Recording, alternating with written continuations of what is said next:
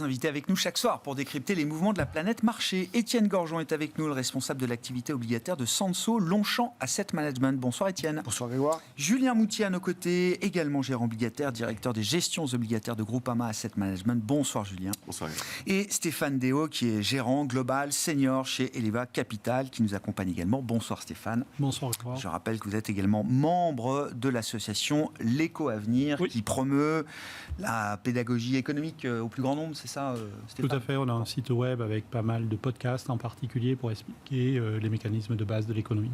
Ben tiens, parlons des mécanismes de base autour du pétrole, par exemple, Stéphane. Non, mais dans le contexte du moment, je vois évidemment, enfin, c'est pas une révolution, mais il y a quand même trois sujets clés. L'histoire des baisses de taux avec la Fed, il y a la nouvelle histoire de la relance chinoise ou du plan de soutien chinois pour l'économie chinoise. Et puis, il y a également, alors, ce qui était la baisse du pétrole jusqu'à présent, qui effectivement connaît un petit renversement depuis hier avec l'escalade de tensions entre l'Iran et Israël. Qu'est-ce qu'on peut dire du pétrole comme actif aujourd'hui, le rôle de l'actif pétrole dans la dynamique conjoncturelle, les fondamentaux de ce marché face à cette escalade ou ce risque géopolitique qui revient, l'Iran étant évidemment un pays producteur avec des stocks et avec une route maritime d'importance qui passe par le détroit d'Ormuz et par laquelle passe une bonne partie du trafic maritime, notamment pour le pétrole. Alors sur le pétrole, si on regarde avec un microscope, c'est-à-dire sur les 2-3 jours qui viennent de passer, c'est assez impressionnant. On a fait à peu près 5% d'augmentation des cours un peu plus en 2 jours, ce qui est beaucoup. Par contre, si vous regardez depuis 2 ans, le Brent, c'est-à-dire le pétrole de mer du Nord, qui est un peu la référence pour l'Europe, on yoyote entre $70 et $90 depuis 2 ans et on n'arrive pas à casser cette fourchette. Alors vous l'avez dit, on était plutôt en bas de la fourchette, on était à 70 à un moment donné en intraday hier. On est à 75, ça reste un niveau qui est bas. En moyenne, depuis le début de l'année, on est plus élevé. Donc la réaction du marché, pour l'instant, elle est relativement limitée malgré le risque géopolitique. Je pense qu'il y a une raison pour ça, c'est ma théorie, c'est que le pétrole est une variable beaucoup moins géopolitique qu'il ne l'a été. Je vais vous donner un exemple. Si vous regardez la production de pétrole en 2010, l'Arabie Saoudite produisait à peu près 8 millions de barils jour, les États-Unis 5 millions, donc les 2 tiers. L'Arabie Saoudite est à 9 millions maintenant, les États-Unis à 13 millions, donc 40% de plus. Donc les États-Unis produisent plus de pétrole qu'ils n'en consomment, ils sont exportateurs nets. Ça change complètement la donne parce que vous n'êtes pas dépendant des importations du Moyen-Orient, etc., etc. En Europe, c'est la même chose. Alors, on n'est évidemment pas allé aussi loin que ça, mais entre les nouvelles énergies, les économies, etc., les sources en mer du Nord, etc., on est beaucoup moins sensible. Alors, on n'est pas insensible, entendons-nous bien, mais on est beaucoup moins sensible qu'on était il y a 10 ans, il y a 20 ans, ou pendant la crise pétrolière des années 70. Donc je pense que c'est un élément qui est à garder à l'esprit. Je vois beaucoup de gens qui font du copier-coller des crises précédentes.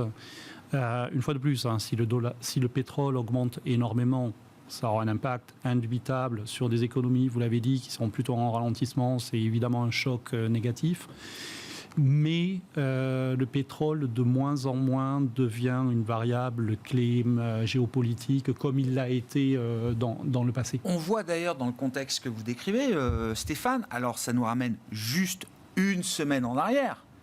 L'idée que l'Arabie Saoudite, pays leader évidemment du cartel pétrolier OPEP, alors aujourd'hui plus avec notamment la Russie, semble en avoir marre de se faire, alors j'allais dire marcher dessus, non, mais en tout cas de se faire prendre des parts de marché, soit par des membres du cartel qui ne respectent pas les quotas, soit par des producteurs non OPEP, États-Unis en tête, qui sont aujourd'hui premiers exportateurs peut-être de produits pétroliers dans le monde. Tant et si bien que le Graal, qui a été pendant des années l'objectif d'un baril à 80 ou 100 $, ça dépend quel baril on regarde, nous disait le FT il y a une semaine, ne semble plus du tout être l'objectif stratégique poursuivi aujourd'hui par l'Arabie Saoudite. Non, l'Arabie Saoudite, alors je l'ai dit, c'est à peu près 9 millions de barils jour. Ils disent qu'ils peuvent aller à 12 millions. Ouais, assez facilement. Alors, non, d'accord. Ils l'ont fait, je ne veux pas trop rentrer dans les détails techniques, 11 millions, oui, facilement. Okay. Ils ont fait du 12 millions à plusieurs reprises, mais on a la suspicion forte qu'ils ont un petit peu écoulé des stocks en même temps, etc. D'accord. Mais ils ont de la marge. Enfin, entre 9 et 12 millions, il y a 3 millions de différence. L'Iran, c'est 3,3 millions.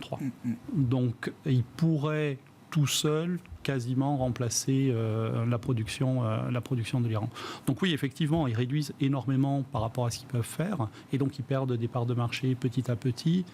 Aller à $80, je pense que, enfin, impossible, c'est pas le terme, mais c'est très peu probable, parce que si vous regardez le coût de production dans le bassin permien, donc aux États-Unis, c'est $60-70. Donc si vous mettez le prix à $80, les Américains vont faire des trous partout et puis inonder le marché de pétrole, et donc les prix vont rebaisser. D'ailleurs, il y a un sujet qui est très intéressant. Alors on l'a dit, le prix du pétrole a beaucoup bougé. Mais vous savez, vous avez des futurs, c'est-à-dire vous pouvez parier sur le prix du pétrole à un mois, 6 mois. Et que dit le marché de ce point de vue-là ? Alors le plus long, c'est 60 mois, donc 5 ans.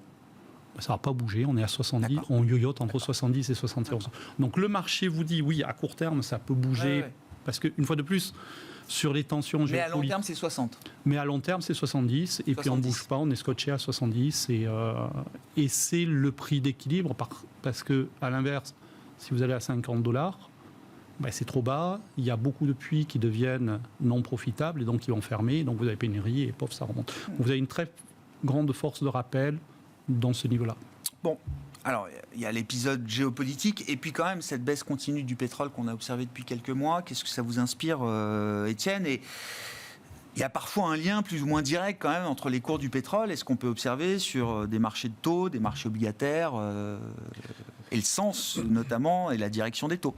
Je pense que déjà il y a plusieurs aspects. La géopolitique, ce qui est assez fascinant, c'est que vous avez des missiles, vous avez une armée qui envahit un pays, vous avez dans d'autres circonstances ça aurait pu vraiment bouger. Or là, franchement, on peut regarder le problème dans tous les sens, c'est très faible la volatilité générée par ce risque géopolitique. Alors après, il y a plein de facteurs qui peuvent l'expliquer. La Libye qui revient sur le marché, la faiblesse de l'économie mondiale, en particulier chinoise, le fait que l'OPEP, c'est une de mes surprises, ce que je découvre, c'est que l'OPEP a beaucoup moins de poids en réalité qu'auparavant pour plein de raisons qui ont été avancées. Tout ça fait que, effectivement, et ce qui devient assez intéressant, c'est que j'écoutais hier, ou je lisais plutôt hier dans le FT, le patron des syndicats du gaz de schiste aux États-Unis qui, il n'y a pas d'autre mot, il hurlait après Biden parce que les réserves sont au plus bas. Il se disait, on est en risque de pénurie s'il devait y avoir un problème. Je me suis dit ça parce que, en fait, lui, il aimerait bien en vendre un peu plus à un autre prix. Enfin, on en est quand même on est quand même dans une situation assez rocambolesque où les intérêts privés dominent aussi pas mal de choses par rapport à ces grands intérêts, je dirais, géopolitiques.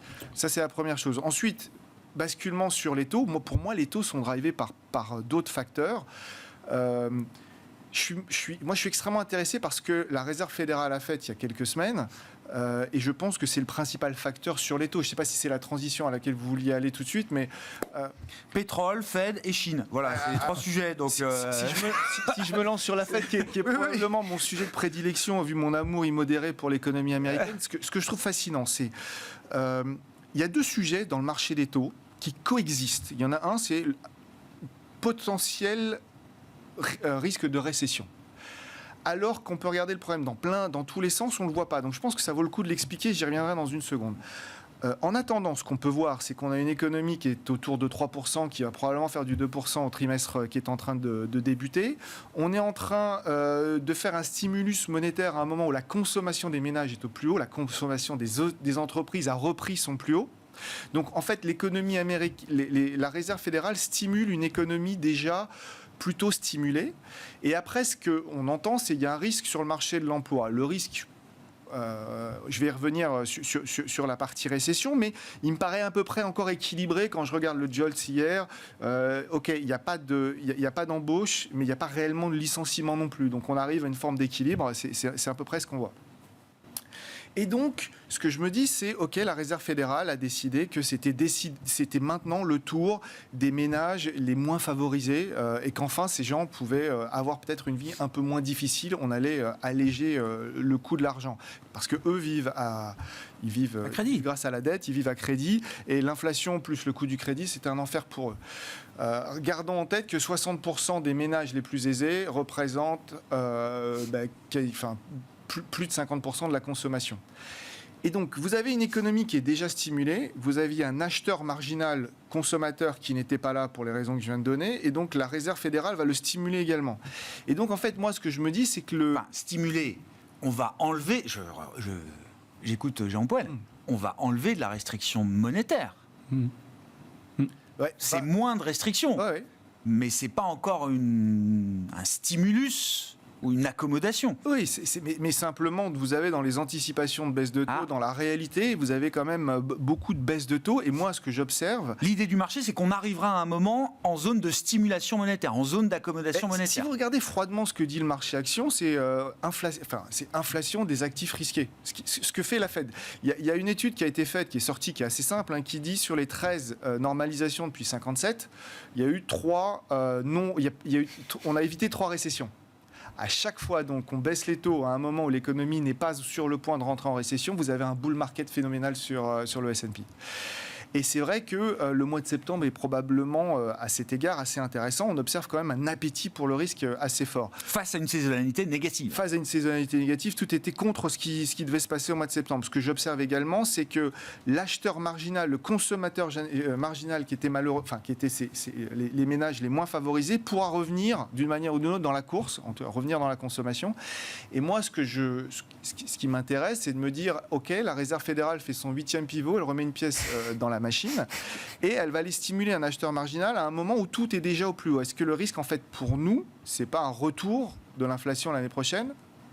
Donc un retour de l'inflation et un retour de l'inflation des actifs risqués. Et c'est là où je me dis que la Réserve fédérale, avec son biais, mais incroyablement boule, j'ai rarement vu une banque centrale. Ça faisait longtemps quand même que moi j'adore la Réserve fédérale par ce biais boule, mais... Ce biais boule, c'est un biais Dovich, c'est le mandat croissance maximale et stabilité des prix. Oui, mais la réalité, c'est inhérent à la création de la Fed. Et là, on peut rentrer dans un débat qui me fascine en tant qu'obligataire, mais la réalité, c'est que en remettant une pièce dans la machine, vous inflatez les marchés à risque. Moi, j'aime bien regarder Alors, on peut avoir des débats ad vitam aeternam sur la valorisation des marchés. Moi, j'ai beau les retourner dans tous les sens, ils sont super. Donc, dans les scénarios alternatifs, avec les 50 points de base de démarrage de la Fed, et peut-être, pourquoi pas encore un pas de 50 le mois prochain, enfin, je veux dire, tout est ouvert aujourd'hui, vous dites, le scénario alternatif de risque dominant, c'est celui d'une résilience de l'inflation, plus que celui d'une récession ou d'un non-soft landing, quoi. Nous, on a coupé nos expos de taux. On pense que les taux sont plutôt orientés à la hausse aux États-Unis à 6 mois. Ouais, d'accord. Julien, qu'est-ce que vous en dites chez Groupama ?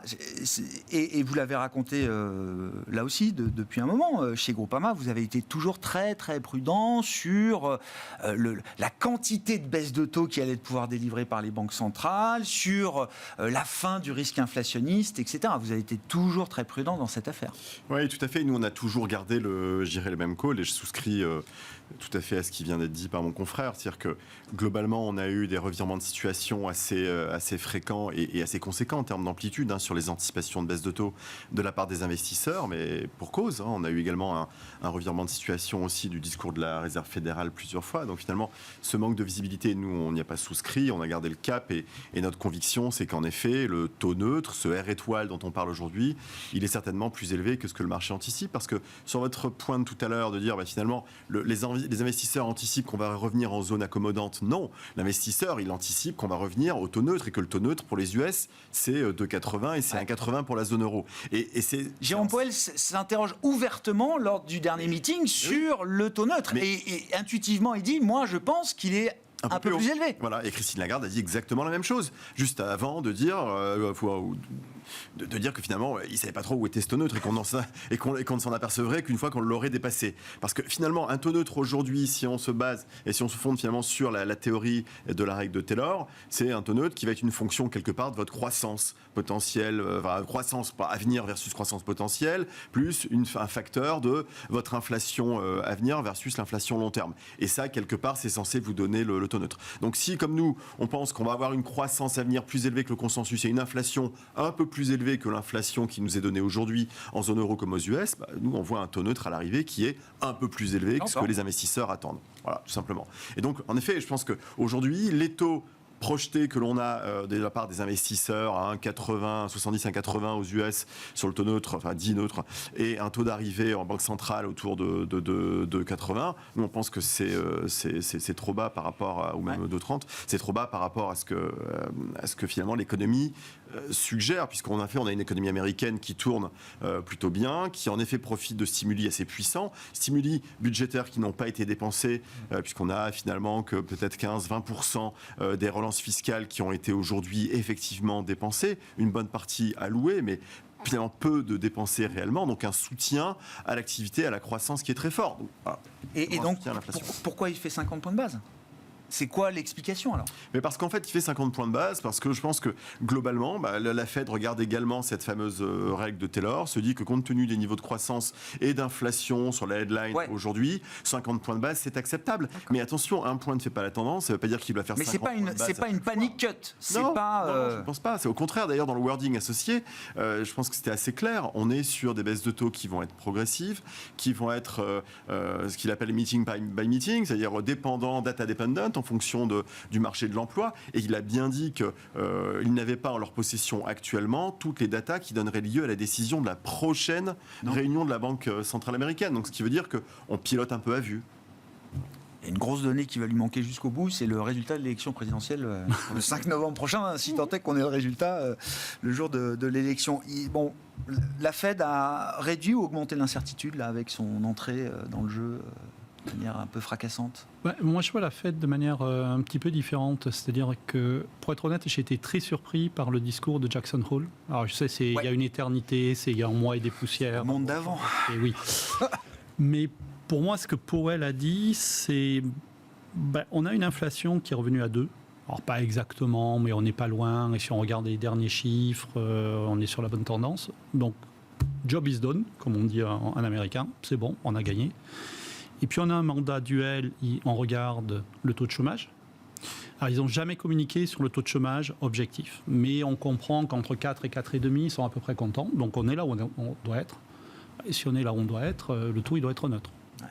Et donc il faut aller à 3. C'est ça. On veut préserver cette situation. Oui, si vous avez... La photo est tellement belle, mais on sait que la dynamique pointe plutôt vers une décélération. Et si vous rentrez dans cette logique-là, vous savez, tous les trimestres, la Fed publie, on appelle ça le dot chart, c'est-à-dire les prévisions des membres de la Fed. Le taux d'équilibre de long terme, il est à 2,825. Ah bon ? Attention. D'accord, ok. Non, on va dire 3 parce que ça remonte, comme vous l'avez dit, un peu. Ça remontouille gentiment. C'est ça. Donc, c'est ça. Allez, je vous le fais à 3. Qu'est-ce que ça veut dire ? Si c'est la bonne logique, vous pouvez couper très vite. C'est pas parce que l'économie se détériore, c'est juste que vous êtes à 5, il faut aller à 3. Donc au moins, le premier point, pour aller jusqu'à 4, vous pouvez aller super vite. C'est pas de la panique, c'est juste que vous n'êtes pas là où vous devez être. Moi j'entendais, j'entends tout à fait cet argument. Sauf qu'avant la baisse de 50, tout le monde me disait « Ouh là là, mais s'ils vont trop vite, le marché va prendre peur, c'est qu'ils ont vu quelque chose qu'on n'a pas vu, etc. etc. » Fallait écouter Jackson Hole, pour moi. Donc le premier point, c'est ça peut aller très vite, en fait, au moins le tout début. Le deuxième point, et là je vous rejoins, ça ne veut pas dire qu'on va à 0 ou qu'on va à 2. On va s'arrêter à 3, voire un petit peu au-dessus. Donc c'est là où le marché, quand il price, si vous regardez les futurs, on allait jusqu'à 2,5 à un moment donné, ça s'est calmé, on est remonté. Mais aller vite, ça ne veut pas dire aller très très loin. Aller vite, ça limite le risque de récession. Est-ce que ça fait remonter le risque d'inflation ? Oui, bien sûr.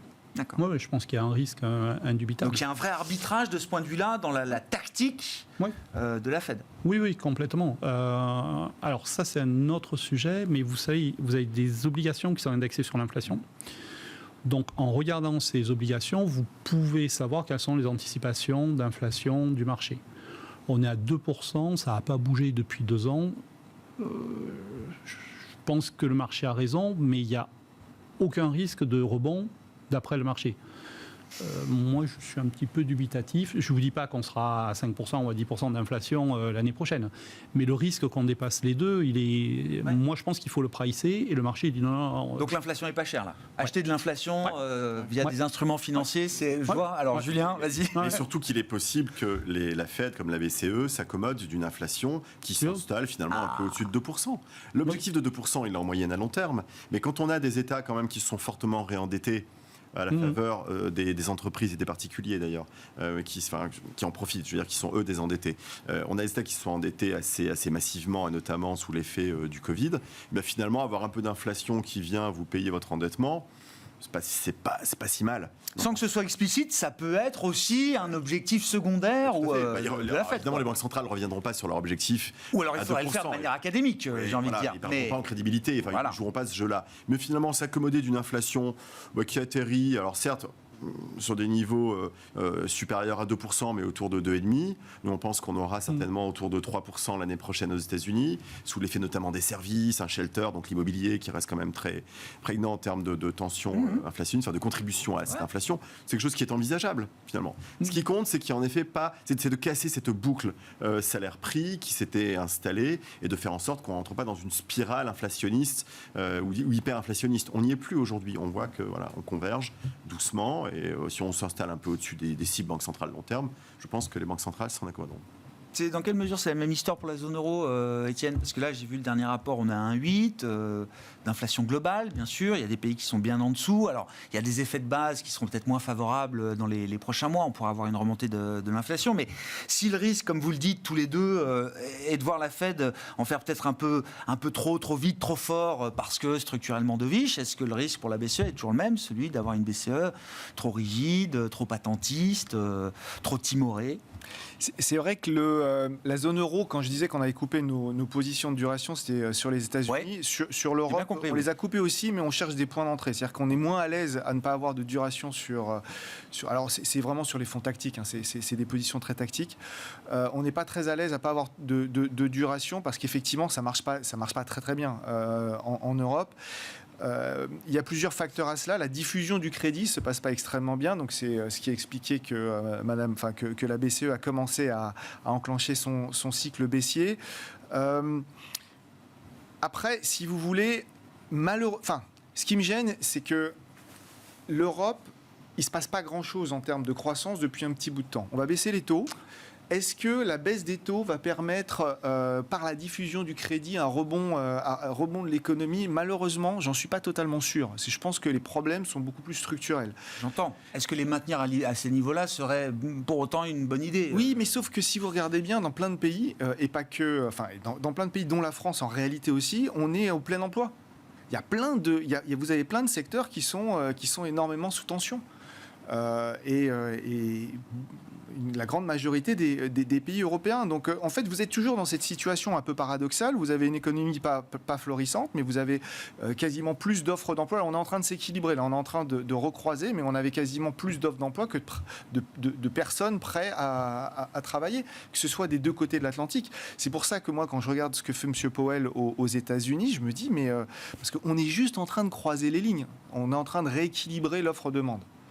Mais on n'est pas passé. On n'a pas vraiment corrigé. Ouais. Donc, si vous baissez les taux, vous allez faire revenir du consommateur à la marge. Moi, je pense que malheureusement sur la croissance, je suis pas totalement sûr. Je vois bien l'inflation repartir. En zone euro. En zone euro également, ouais. Parce que simplement, vous avez des tensions. Malgré tous les sujets, la morosité ambiante, la croissance relativement atone, les chefs d'entreprise ont énormément de difficultés à embaucher. C'est une réalité qui est assez particulière. Et l'atonie de la demande à un moment, parce que qui est un phénomène de rétention, parce que démographie, pénurie, etc., et que le chef d'entreprise, effectivement, je vais réfléchir à 2 fois maintenant avant de dégraisser mon staff, etc. Mais bon, face à une atonie de la demande qui se prolongerait, enfin, je veux dire, il y a un moment où le rationnel de l'entreprise peut reprendre le dessus aussi. Ah oui, mais je pense qu'il va reprendre, il peut reprendre et il reprendra le dessus si les courbes se croisent franchement et que vous avez un ralentissement plus marqué. Et là, vous aurez probablement... Et d'ailleurs, c'est une des raisons pour laquelle il y a toujours cette tentation d'une partie des investisseurs à penser que la récession est toujours probable. C'est-à-dire qu'à un moment, on fasse basculer l'économie de croissance à récession parce que vous avez ce surcroît de personnes qui perdent leur job et ça y est, la consommation cale. Julien, je vois que vous acquiescez sur l'idée d'une BCE qui pourrait quand même passer. Alors, on a déjà 2 baisses de taux, mais c'est vrai que la Fed a tout de suite remis les choses à niveau avec une baisse de 50. Visiblement, octobre, c'est done deal pour la BCE. A priori, il n'y a plus de débat sur l'idée qu'elle baissera les taux peut-être à chaque meeting désormais. C'est ce qui est pricé en tout cas. Ouais. Alors sur octobre, la probabilité est assez forte. Nous, justement, le fait que ce pricing soit effectif sur quasiment chaque réunion de Banque centrale jusqu'à juin, on n'y souscrit pas. Vous mettez un doute On n'y là-dessus? souscrit pas. On pense qu'on est plutôt sur une méthode de petits pas parce qu'encore une fois, il y a une incertitude très forte sur l'atterrissage sur ce fameux taux neutre. Je souscris en effet à ce qui vient d'être dit par mon confrère, c'est qu'en Europe, tout n'est pas noir non plus. On a les services qui tiennent plutôt bien, qui contribuent encore fortement d'ailleurs à l'inflation qu'on connaît en zone euro, même si elle a, notamment en France récemment, plutôt diminué. Mais on a un corps service qui tient plutôt bien, une partie finalement manufacturière qui a contribué très faiblement, quasiment nul à la contribution à l'inflation. Mais c'est 4% l'inflation dans les services, quoi. Oui, mais parce qu'on a eu un déstockage qui a été massif, donc on a eu beaucoup moins de production de ce point de vue-là. Mais finalement, on a une demande en face, et notamment quand on rallonge l'horizon, on a une demande en faveur de l'investissement qui est et qui va rester très forte, parce que tous les facteurs de cet investissement sont là. On a du retard d'investissement globalement, on a un appareil productif qui est vieillissant, on a des conditions de financement de la part des entreprises qui restent bonnes. On le voit bien, nous, sur les marchés financiers, on a aujourd'hui sur le marché high yield, finalement la moitié de la dette l'année prochaine qui est déjà refinancée. On nous parlait du fameux mur de refinancement. Et sur 2026, on est déjà sur un quart de la dette qui est refinancée, un quart des besoins en financement qui ont déjà été refinancés parce qu'on avance les calls et les remboursements sur ces échéances-là. Donc finalement, les entreprises sont en bonne santé. En termes de profit, ça se passe plutôt pas mal. Ont des capacités de refinancement favorables puisqu'on a eu des baisses de taux et des resserrements de spread. Donc sur le marché, ça se refinance bien. On en parlera peut-être tout à l'heure, mais sur le marché primaire, ça se place encore extrêmement bien. On a des rythmes d'émission primaires qui sont très favorables avec des bid to cover, donc des niveaux de souscription sur les émissions qui sont très forts. Donc voilà, encore une fois, un facteur de soutien à cet investissement. Donc nous, on est plutôt assez favorable. Et puis la relance fiscale, comme je le disais aux États-Unis, mais c'est également le cas en Europe, qui se confirme, qui va nourrir les secteurs en transition, qui n'a pas totalement été dépensé. Et donc finalement, une demande de la part de cette relance budgétaire qui reste forte, qui encore une fois n'a pas été dépensée, des conditions de financement favorables, un retard d'investissement, l'appareil productif qui est plutôt vieillissant, et donc des besoins d'investissement qui vont être très forts, que ce soit pour du remplacement d'appareils productifs ou pour nourrir une transition énergétique ou digitale. Donc on a tous les sous-jacents à moyen long terme d'une bonne tenue de l'investissement qui doit nourrir cette demande. Donc, on ne souscrit pas à la morosité ambiante. Ouais, je comprends. Donc il n'y a pas une si grande nécessité pour la Banque Centrale Européenne d'aller vite aujourd'hui. Ou alors il y a une incohérence, c'est-à-dire que si on... Non, mais la BCE peut aider à combler ce retard d'investissement, par exemple, et aider à combler le retard d'investissement. Ça veut dire en allant assez vite au taux neutre, quoi, ou en s'en approchant assez vite. Est-ce qu'on en a besoin aujourd'hui ? On n'en est pas persuadé. Et surtout, ou alors, si on... mais j'entends bien, parce qu'à la BCE, eux-mêmes n'en sont pas persuadés. N'en sont pas persuadés non plus. Il y a tel dérapage sur les taux courts pourrait expliquer finalement les attentes d'une récession. Clairement, aux US, on ne la voit pas. Il n'y a aujourd'hui aucun facteur qui expliquerait cette récession. Je souscris à ce qui a été dit. En zone euro, a priori non plus, pas à court terme en tout cas. Sur la BCE, je veux bien qu'on dise un petit mot de la France. Je sais pas. Non, mais... Pas gentil de me passer cette question-là à moi. Non, mais je vous formulerai une question qui est une question de marché sur la France. Voilà. Non, mais sur la BCE déjà. Alors, sur la BCE, moi je suis beaucoup plus prudent sur l'économie européenne de manière générale. Bon. Pour une raison simple, c'est que si vous regardez toutes les décisions qui engagent le futur, elles ne sont pas prises. C'est-à-dire que la décision dans une entreprise qui engage le futur, c'est de créer un emploi. Parce qu'on veut créer un emploi, forcément, ce n'est pas pour virer la personne le lendemain.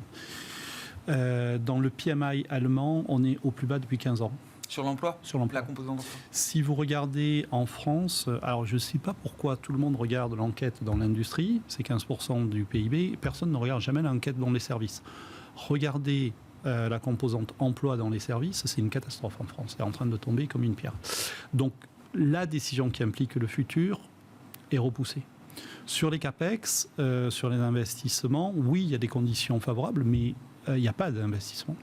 Vous avez une enquête de l'Union européenne qui demande aux entreprises quelles sont vos prévisions d'investissement. C'est très mauvais. Quand je dis très mauvais, c'est une litote. Et puis l'autre décision qui engage le futur, quand on est consommateur, c'est de consommer, évidemment. On a un taux d'épargne qui est anormalement élevé. Pour être honnête, je pense que personne n'a une explication vraiment claire. Enfin, moi, je peux passer une demi-heure à l'expliquer, mais on a un taux d'épargne des ménages qui est assez élevé. On s'attendait à ce qu'il baisse et donc à avoir une conso qui rebondisse. Et en fait, le taux d'épargne continue de progresser. Ouais. Donc ça veut dire qu'il y a une espèce de stress chez le consommateur. Donc moi, j'ai quand même l'impression... Alors ça ne veut pas dire qu'on va avoir une récession catastrophique. Et ça, la BCE peut participer à régler ce problème en baissant les taux? Oui, je pense que ça peut aider, mais à la marge. Pour moi, il y a un vrai sujet de confiance dans l'industrie, dans les services, dans les ménages. Et vous voyez, si tout le monde attend pour consommer, pour investir, pour créer des emplois, ben, vous allez avoir un ralentissement. Et puis... Et les agents vont vous dire « Ah ben j'avais raison ». Oui, alors c'est du self-fulfilling, ça s'appelle, du auto-généré. Mais donc moi je suis un petit peu dubitatif sur la trajectoire européenne à court terme. Parce qu'il y a vraiment un sujet de confiance important. Ouais. Si on se parle franchement sur l'Europe, la Commission européenne est une machine à réglementer. On n'a pas de Google, on n'a pas de Meta. Si vous regardez les entreprises, il y avait une étude qui était intéressante. Les entreprises à plus de 1000 milliards n'ont pas qui ont été créées aux États-Unis ont une vingtaine d'années. Mais c'est le rapport Draghi, ça. Et nous, on n'en a pas. Et nous, on n'en a pas. Et on a quelques boîtes qui font plus de 100 milliards et qui ont un demi-siècle d'existence. Je pense que la réalité, c'est qu'on peut stimuler une économie autant qu'on veut monétairement. Ça va pas relancer la machine. On a un problème structurel. Et c'est vrai que... C'est le sens du rapport de Mario Draghi. Et donc oui, on peut baisser les taux, mais est-ce que c'est ça qui va faire que demain on a Microsoft chez nous? Je pense pas. Il faut qu'on change un peu structurellement les règles. C'est plus du politique que du monétaire, à mon avis. Non, la question sur la France, c'est si on se place du point de vue des créanciers de la France, quel est le message qu'on attend? Là, on a eu un premier message, c'est objectif 5% de déficit sur PIB 2025, les 3% on verra en 2029, mais en tout cas sur l'effort, c'est ce que recommandait la Banque de France, 2/3 d'économie de dépenses, 40 milliards, 1/3 de hausse de fiscalité, 20 milliards. Ça, c'est le package pour 2025. Est-ce que c'est le genre de package qui rassure des créanciers, même si ça a un coût peut-être sur la croissance française pour 2025, j'en sais rien, mais est-ce que c'est ce genre de message que les créanciers de la France veulent entendre aujourd'hui? Oui, je pense, sans faire de politique et sans rentrer trop dans les détails, je pense que le message est le bon. Pour moi, il y a deux sujets. Le premier sujet, c'est est-ce que ce sera vraiment mis en place, qui est le sujet habituel. Mais bon, ça, il faut donner le bénéfice du doute à un moment donné. Et vous savez que la politique en France est un petit peu complexe, en particulier en ce moment. Donc ça, c'est la première question. C'est est-ce que le gouvernement aura vraiment la capacité de... Et puis il y a un autre sujet. Alors ça, c'est purement un sujet de marché. C'est que j'ai calculé sur la dette allemande, vous devez probablement avoir 80% de la dette allemande qui est détenue par des banques centrales, enfin des gens qui achètent de la dette, non pas pour investir, mais qui la gardent, et quel que soit le prix. Donc en fait, quand vous êtes investisseur, vous ne pouvez pas vraiment investir sur la dette allemande, parce qu'il n'a pas assez. Donc vous allez chercher le truc qui ressemble le plus, et qui est liquide, c'est la dette française. Sauf que ça, c'était la logique il y a quelques mois, il y a quelques années. La dette française, maintenant, elle est au niveau de la dette espagnole et de la dette portugaise. Bon, pas la même profondeur de marché non plus. Hein. Exactement, mais il y a une alternative. On commence à avoir une alternative. Je rappelle que la différence de rentabilité entre la dette française et italienne, c'était 113 points de base, si mes souvenirs sont bons, c'est-à-dire 1,10% au début de l'année. On est en dessous des 50 BP, c'est-à-dire de 0,5. Donc on se rapproche beaucoup de l'Italie. Si à un moment donné, vous voyez, il y avait quelque chose, je pense, la dette française était basse par rapport aux fondamentaux parce qu'on était la seule alternative à l'Allemagne. Si à un moment donné le marché dit ah ben non finalement l'Italie, l'Espagne, Ça tout bouleverse la hiérarchie, quoi. la prime Ouais. sur la France disparaît très très vite et là ça peut glisser beaucoup plus vite je pense. D'accord avec cette analyse, ces observations. Il y a aujourd'hui des alternatives pour des investisseurs un peu contraints vis-à-vis de l'actif souverain, de se dire avant j'avais pas tellement d'autres choix que la France, maintenant je peux avoir d'autres alternatives. Ça se voit dans des flux, ça se mesure. Oui, alors, Julien. ce qui fait l'attrait, je pense, d'une dette aussi pour un investisseur, notamment étranger, c'est finalement la stabilité aussi fiscale, la capacité de l'État à lever l'impôt et à attirer les capitaux et notamment les investissements. J'écoutais il y a 2 jours une interview de Xavier Niel sur ce sujet-là. Oui. Et finalement, lui, il dit un peu la même chose. Il dit que depuis quelques années... Un paradis. La France est un paradis. Oui, ou en tout cas, il y avait une certaine forme de stabilité fiscale qui donnait de la visibilité aux entreprises. C'est ce qui a permis notamment, parfois, à certaines entreprises, notamment dans le secteur de la finance d'ailleurs, de rejoindre la place parisienne. Et donc, et au-delà du secteur financier, voilà, beaucoup d'entreprises, industries, sous l'effet d'un ministre d'ailleurs dédié à cette tâche, ont réintégré, ont investi en France. Et je pense qu'à la fois la capacité à capter des recettes par un business accru, par des investissements accrus, et une capacité à lever l'impôt, c'est ce qui rassurera les investisseurs. Après, d'un point de vue purement technique, la dette française, c'est une dette qui est profonde, qui est liquide, qui dispose de marchés dérivés, donc donne la possibilité aux investisseurs de couvrir, ce qui n'est pas le cas de toutes les dettes, en tout cas pas avec la même liquidité. Donc ça, je pense qu'il faut l'avoir en tête également, parce que ça joue également sur l'attrait que peuvent avoir les investisseurs étrangers d'une courbe pays. Ouais, le fait d'avoir des futurs sur OAT, ça a été créé il y a quelques années. C'est pas si lointain que ça. Ça joue en la faveur de la dette française. Qu'est-ce qu'on peut ajouter sur la situation ? L'effort demandé, là, ça aura un impact forcément sur la conjoncture française. Ça va nous faire décrocher encore un peu plus ou pas, Étienne ? Ce que je trouve intéressant dans le discours de politique générale, c'est je ne sais pas si on a gagné une semaine, quelques mois ou quelques trimestres. C'est-à-dire que moi, le message que je retiens, c'est on ne sait pas couper les dépenses, puisqu'on n'a aucune info sur la façon dont on va le faire, et probablement parce que c'est super compliqué. Et finalement, on va recourir à l'impôt parce que ça, c'est ce qu'il y a de plus simple. Le deuxième message qu'on passe... Quand même, 2 tiers d'économie, 1 tiers de hausse de fiscalité. Et dans les économies, oui, il y a des économies de dépenses fiscales aussi. Et on a le détail sur les impôts, on n'a aucun détail sur les coupes. Moi, déjà, je retiens ça. La deuxième chose que je retiens, c'est que même s'ils arrivent à trouver des économies, pas totalement sûr dans quelle mesure ils vont réussir à les implémenter. Parce que là, on va rentrer dans le dur de dur et il va falloir rassembler largement, ce qui n'est pas totalement évident vu la configuration de l'Assemblée nationale. Donc moi, j'étais ni rassuré ni particulièrement inquiet. Je me dis, il a peut-être réussi à gagner un tout petit peu de temps. Combien de temps ? Pour moi, il y a et c'est pour revenir à votre question, il y a une chose qui est sûre, et ça c'est un peu terrible, je trouve, quand on est investisseur français et qu'on aime son pays, c'est que quand j'achète de la duration, c'est-à-dire quand j'achète de la politique monétaire, j'achète pas la France. Quand j'achète la France, j'achète du crédit. Comme l'Espagne, comme l'Italie. Les entreprises. Quand j'achète de la duration, je vais prendre un pays type Allemagne ou autre. C'est quand même je veux dire, et je suis pas le seul à le faire.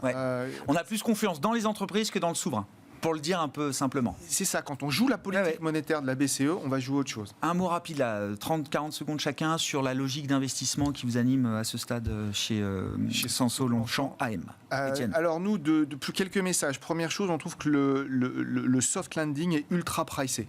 Ce qui n'est pas pricé, c'est le risque de récession. Il n'y est pas, c'est-à-dire qu'on a un certain nombre de baisses de taux, encore 200 probablement à venir. S'il y a une récession, il y en aura probablement 200 de plus. Encore une fois, on n'a rien qui nous permet de voir qu'une récession puisse arriver, même si c'est extrêmement difficile à entrevoir.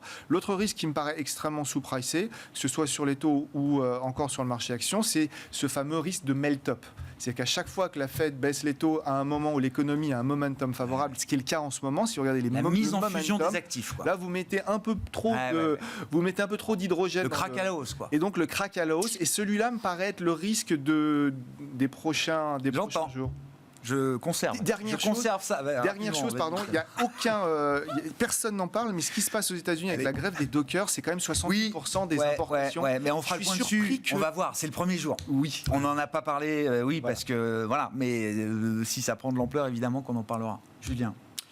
Alors nous, je dirais qu'on aurait deux gros calls. C'est en effet, je souscris au fait aujourd'hui de vendre le marché américain souverain. Ouais. Je pense qu'en effet, on a un risque de découplage aussi entre les US et la zone euro du point de vue fondamental, et donc peut-être des politiques monétaires, donc en tout cas du rythme de baisse des taux. 3,80 sur le 10 ans américain, c'est pas un screaming buy, quoi. Voilà, non, clairement. Pas du tout. Mais non. Et puis quand on voit la tête des pentes aussi, que ce soit en zone euro d'ailleurs Ok. ou aux États-Unis, on a eu un peu de repentification à la faveur d'un bull steepening, donc plutôt par la baisse des taux. Là, il est probable qu'on ait plutôt un bear steepening avec une hausse des taux longs et une reconstitution des primes de terme. Donc on n'a pas envie d'acheter beaucoup de duration. On n'est pas rémunéré pour acheter de la duration, rallonger la maturité. Par contre, on est encore relativement bien rémunéré pour acheter du crédit. Alors ça s'est resserré. Certains vont dire que c'est cher. Nous, on pense que ça peut rester cher et que cette logique de portage de carry sur le crédit, dans un contexte où finalement on ne voit pas de rupture de l'activité économique, ça peut continuer de payer. Voilà. Donc on reste constructif sur le crédit. Profitons des points de vol quand ils arrivent pour réabonder le crédit dans les portefeuilles. Stéphane.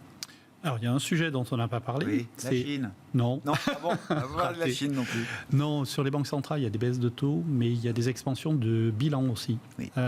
qui recommencent. Moi, j'ai un agrégat sur les 5 grandes banques centrales. On recommence à donner de la Il y en a qui liquidité. réduisent moins leur bilan et d'autres qui Et d'autres, réinjectent. Voilà. En Asie. Ouais, en Asie, essentiellement. Et donc ça, c'est très clairement positif pour les actifs risqués. Alors je dis différemment ce que vous avez dit. Donc oui, on a une incertitude qui est importante. Je crois qu'il y a des élections aux États-Unis bientôt. Vous êtes bien informé, Oui, Stéphane.